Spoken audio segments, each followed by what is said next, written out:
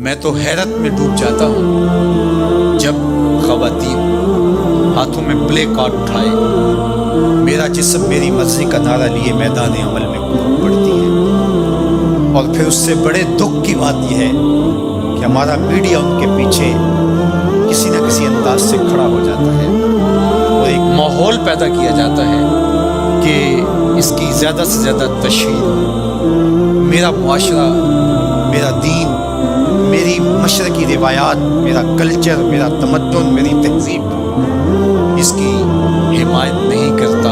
میرا دین تو مجھے اس بات کا سبق دیتا ہے، میری بہن کو، میری بیٹی کو، میری ماں کو، میری بیوی کو میرا دین یہ سبق دیتا ہے کہ وَلَا تَضْرِبْنَ بِأَرْجُلِهِنَّ لِيُعْلَمَ مَا يُخْفِينَ مِنْ زِينَتِهِنَّ، کہ وہ اتنے زور سے قدم بھی نہ رکھیں کہ ان کے پاؤں میں پڑے ہوئے پازیب کی چھلکا غیر مرد کے کانوں تک۔ جو اسلام اپنی شہزادیوں کے پاؤں میں پڑے ہوئے پازیب کی جھنکار بھی غیر مرد تک جانے سے روکتا ہے، تو کیسے گوارا کیا جا سکے کہ ٹھمکے لگا کے عورتیں ہاتھوں میں پلے کارڈ اٹھائے بلند آواز سے نعرے لگا رہی ہوں اور جو ہے وہ دھمک دھمک کر کے جو ہے وہ اپنے حقوق مانگ رہی ہو۔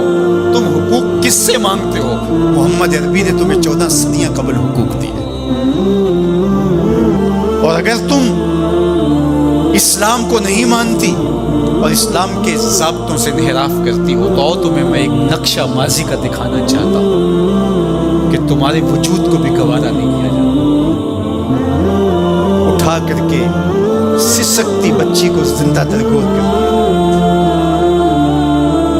بھائی اس لیے کاٹ دیتا تھا کہ کل کوئی میرا بہنوئی نہ کہلائے۔ عکاس کے میلے میں بیٹوں کے ہاتھوں مائیں فروخت نہیں ہوئی۔ تذلیل کا اور کیا روپ تھا جو عورت نے نہیں دیکھا؟ یہ تو اسلام کا فیض ہے کہ اسلام نے ماں کا روپ دیا، اسلام نے عورت کو بہن کا روپ دیا، عزتوں کی مسند پہ بٹھایا، بیٹیاں زندہ درگور ہو رہی تھی، میرے حضور نے کہا میری فاطمہ میرے جگر کا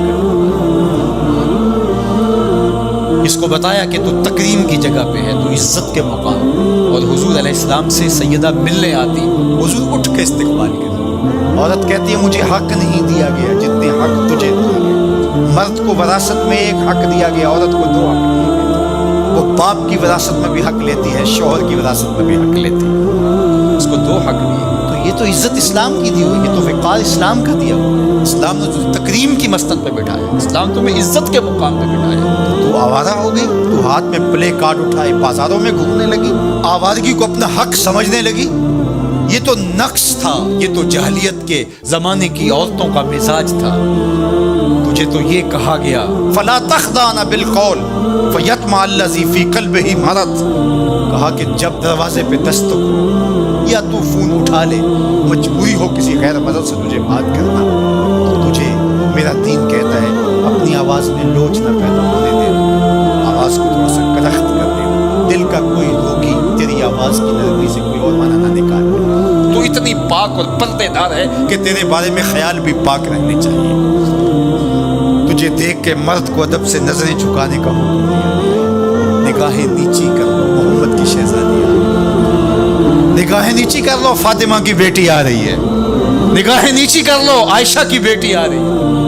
تو عزت کے مقام پہ بٹھائی گئی، تو کس نے تجھے آوارہ کر دیا؟ کس نے تجھے بدچلن کر دیا؟ چند ٹگوں پہ، چند ملکوں کے سرمائے پہ، اور چند آوارہ عورتوں کے کہنے پہ جو مغرب کی وظیفہ خور ہیں اور جو نہ نظریہ پاکستان کو مانتی ہیں اور نہ ہی نظریہ اسلام کو مانتی ہیں، ان کے کہنے پہ تو ان کے ساتھ جا کے کھڑی ہو گئی۔ پلٹا واپس، تیری راہیں تیرا دین دیکھ رہا ہے۔ یہ 4 دن کی زندگی ہے، یہ بکھر کے ٹوٹ جانے والی سانسیں ہیں۔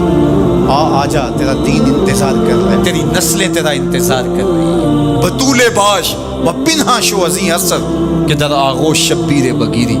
اقبال نے کہا بہن بطول بن جا اور زمانے کی نگاہوں سے پوشیدہ ہو جا، پھر تیری آغوش میں بھی حسین کے جانشین پیدا ہوں گے۔